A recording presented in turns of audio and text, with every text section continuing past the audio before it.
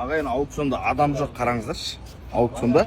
Мынау ең үлкен аукцион Дубай бойынша ең көп келетін аукцион, еще ең көп машина келетін аукционда. Жан-жақты көрсетіңіз мына. Адам былай почти жоқ қой. Мына жақтың бәрі осы жақтағылар жүрші. Турист, морист ешқандай келіп жатқан жоқ. Еще курс түсіп кеткен. Еще мынандай камрилар бағасы қатты түсіп кетті. 2,5 миллион теңге 2023 жылғы Камри 75 ағайын. 2,5 миллион теңге. Мына вариант бар ғой. Мынандай Китайларды даже бар ғой, недегі базардан сата алмай, даже аукционға келіп қойып жатыр, бірақ оны да ешкім алып жатқан жоқ. Бәйгелер бар ғой. Бәйгелердің өзі 3,5-4 миллион теңгеге осы жақтан бас алып тұр. Бұлар енді мынау кроссоверлер сәл қымбаттау жүреді негізі, любой жерде.